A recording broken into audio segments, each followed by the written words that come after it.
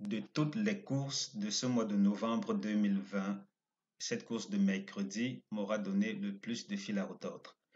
Demain, la course de Quintet se déroule sur l'hippodrome de Toulouse. C'est une course de plat et probablement l'une des plus difficiles à déchiffrer de ce mois de novembre.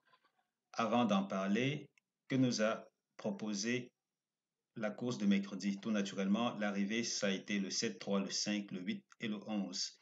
Nos bases, toutes nos bases, les trois bases couplées en tout cas sont passées dans le quintet, parmi lesquelles deux au tiercé. C'est pas mal. Les rapports ont été dans l'ordre de 9 ou 10 euros pour chacun des couplets décrochés et la fourchette d'associés préconisée est également passée. On ne s'en plaint pas puisqu'avant-hier c'était également pareil. Alors, qu'en est-il des courses de demain, en tout cas pour ce qui est du quintet, pour ce qui est du quintet en particulier?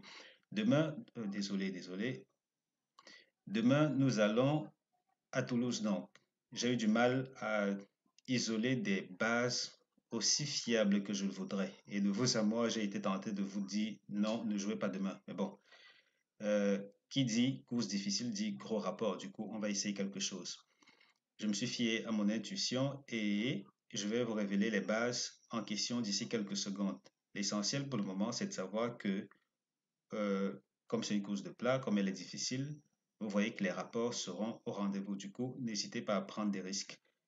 Dans l'ensemble, la presse préconise de jouer ces 8 chevaux-ci. Donc là, l'analyse de la synthèse de la presse préconise le 9, le 12, le 2, le 4, le 13, le 5, le 15 et le 11. Ça, ce sont les 5 meilleurs. Ensuite, on a comme tocard le 6, le 7, le 8, le 10 et le 14. Plus loin, on a également cette synthèse un peu plus généralisante qui propose le 5, le 12, le 2, le 13, le 3, le 9, le 4 et le 8. Tout naturellement, vous pourrez vous rendre sur le site chevaldebase.com pour les consulter en page d'accueil. Encore une fois, il s'agit de chevaldebase.com en un mot. Euh, alors, quelles sont les bases à retenir pour la course de demain, de ce mercredi? On va retenir le 12, le 5 et le 11 comme base couplée. Et là, le 12 en base, qu'est-ce qu'on pourrait jouer comme associé? On pourra prendre par exemple ceci, ces quatre-ci, et disons les trois autres outside tocards là. Bon, si vous voulez des rapports plutôt spéculatifs et très élevés, vous seriez bien parti pour fixer, par exemple, euh, c'est vraiment difficile comme associé, hein. Le 12, le 12, le 12, on prend le 4, le 13. Bon, pour le 12, on prend le 4, le 13, et puis on fixe le 4, 13, ensuite 12, oui, 4, 13, ensuite on fixe, on y ajoute le 6, le 7, le 8 et le 10. Voilà, par exemple pour le 12. Pour le 5, qu'est-ce qu'on va faire pour le 5? Pour le 5, on se dit, on prend ces bases-ci.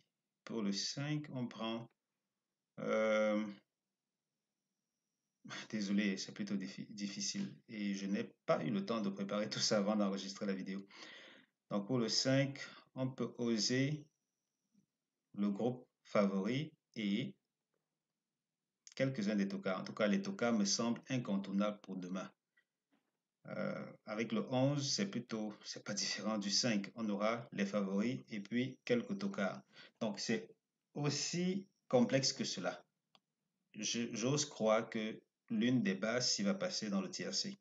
Parce que mine de rien, j'ai quand même eu à aller les piocher dans un groupe de bases qui jusqu'ici a toujours proposé deux bases dans le 2 sur 4. Donc là, c'est pas exclu qu'on ne soit pas loin du compte. On n'en aura pas trois à l'arrivée du quintet, comme ça a été le cas hier et avant, aujourd'hui avant et hier, pardon. Mais de belles choses restent en perspective. Voilà, c'est tout pour cette vidéo. J'espère qu'elle n'aura pas été très longue. Et je vous dis à très bientôt sur la chaîne. Si vous aimez mes pronostics, n'hésitez pas à vous abonner. Et tout naturellement, j'espère vous compter parmi les visiteurs de mon site chevaldebase.com. On se dit à demain pour d'autres pronostics.